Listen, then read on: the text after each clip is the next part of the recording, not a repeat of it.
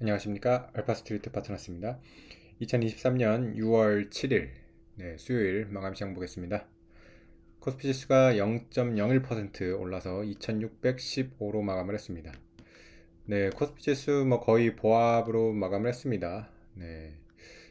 그 시작은 좀 뭐 제법 상승을 해서 시작을 했는데 이렇게 후반으로 갈수록 많이 밀렸습니다.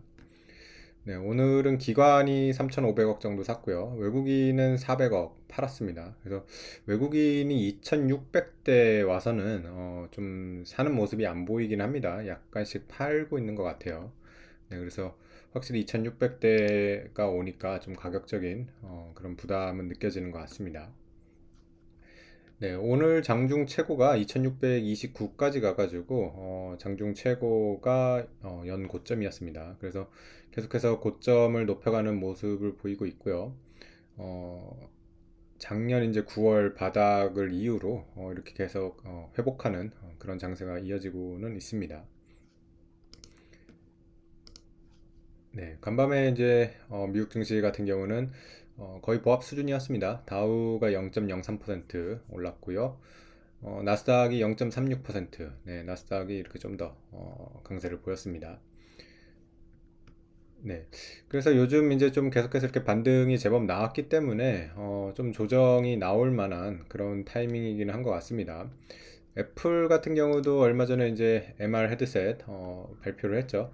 그래서 뭐 개인적으로는 상당히 괜찮게 나온 것 같은데 주가는 그래도 좀 빠졌습니다. 그래서 애플 같은 경우도 사상 최고가를 찍기는 했거든요. 사상 최고가를 찍고서 아무래도 좀 가격적인 그런 부담이 있습니다. 그래서 애플 주가도 좀 비싸다는 이런 생각이 들기 때문에 조금 이제 조정을 받는 것 같고요. 또 오늘 보시면 니케이 같은 경우도 오늘 조정을 받았습니다. 니케이 같은 경우도 오늘 장중에 상승을 하기도 했거든요. 32,700대까지 가면서 역시 올해 들어서 최고치 경신을 했고요. 근데 역시 니케이 같은 경우도 지금 가격적인 부담이 느껴지면서 오늘 제법 크게 하락을 했습니다. 결국에는 1.8% 이렇게 하락을 하면서 31,900까지 이렇게 밀리는 모습입니다.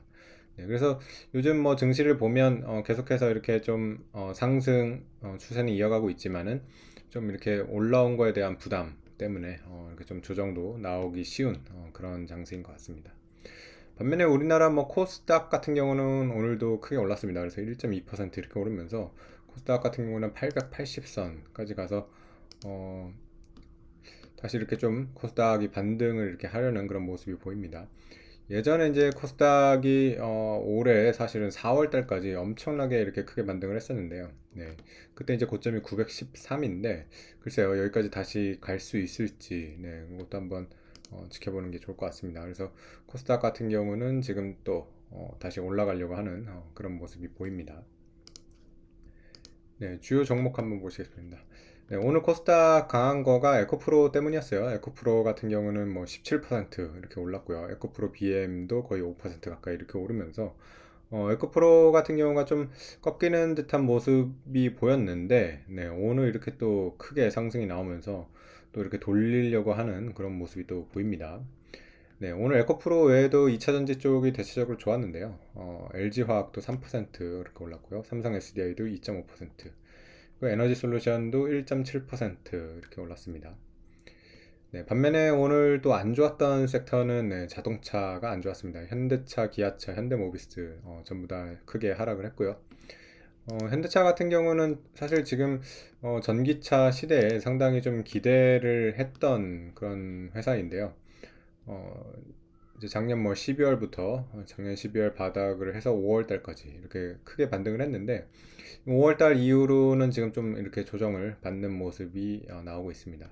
그래서 현대차 같은 경우 보면 PBR이 0.6배밖에 안 돼요. 그래서 확실히 가치 지표로는 굉장히 싼데 좀 여러 가지 또 문제도 많은 회사긴 합니다. 뭐 노조 문제도 있고